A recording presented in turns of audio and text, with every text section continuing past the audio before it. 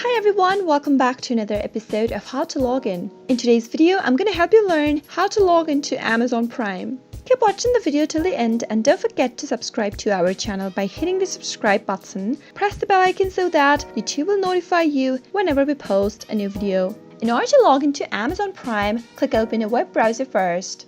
Go to the URL box and type in www.amazonprime.com and press the enter on your keyboard.